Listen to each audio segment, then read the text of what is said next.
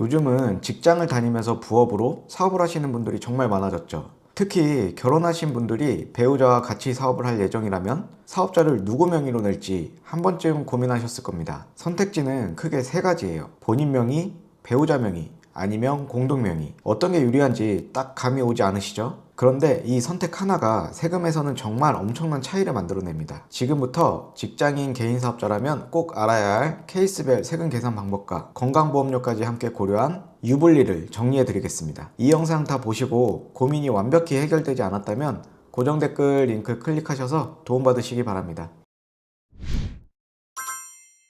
먼저 직장을 다니면서 본인 명의로 사업자를 내는 게 유리한 경우부터 살펴볼게요. 첫 번째는 사업 초반 몇 년간 적자가 예상되는 경우입니다. 물론 처음부터 적자를 각오하고 시작하지는 않지만 초기 투자가 크게 들어가는 업종이라면 충분히 예상 가능한 상황이죠. 종합소득세는 근로소득과 사업소득을 합산해서 계산하는데요. 사업소득에서 적자가 나면 근로소득에서 차감이 되기 때문에 오히려 세금을 환급받는 경우가 생깁니다. 건강보험료도 마찬가지예요. 사업소득이 적자라면 추가 부담 없이 기존 직장에서 내는 건보료 그대로 유지됩니다. 두 번째는 근로소득이 많지 않거나 사업에서 발생할 이익이 크지 않을 것으로 예상되는 경우예요. 이 경우에도 개인 사업자를 본인 명의로 하는 게 건보료 측면에서 유리할 수 있습니다. 사업소득이 연간 2천만 원 미만이라면 건보료가 추가로 부과되지 않거든요. 반면 소득이 없던 배우자 명의로 사업을 했다면 1원이라도 사업소득이 생기는 순간 피부양자 자격이 박탈되고 별도로 건강보험료도 납부해야 합니다. 이때 지역가입자로 전환된다면 소득뿐만 아니라 재산에도 점수가 부과되기 때문에 생각보다 건보료 부담이 커질 수 있어요. 공동명의도 마찬가지입니다. 소득이 분산되어 부과 금액이 낮아지기는 해도 피부양자 박탈과 별도 건보료 부과는 피할 수 없습니다. 다음은 연봉이 높은 직장인의 경우입니다.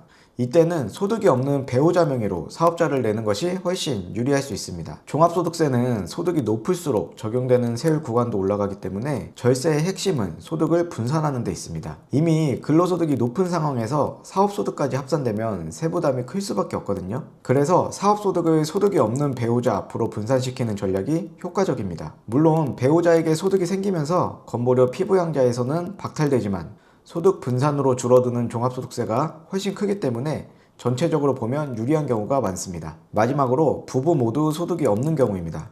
이때는 공동명의가 유리한 경우가 많아요. 앞서 말씀드린 것처럼 소득이 분산되면 종합소득세 절감 효과가 생깁니다. 건보료는 어떨까요? 공동명의로 소득이 나뉘면 결국 한 사람이 낼 금액을 두 사람이 나눠내는 구조라 총액면에서는 큰 차이가 없습니다. 건보료도 소득에 따라 부과되기 때문이에요. 그래서 이 경우엔 건보료보다 소득세 절감에 초점을 맞추는 게 포인트입니다.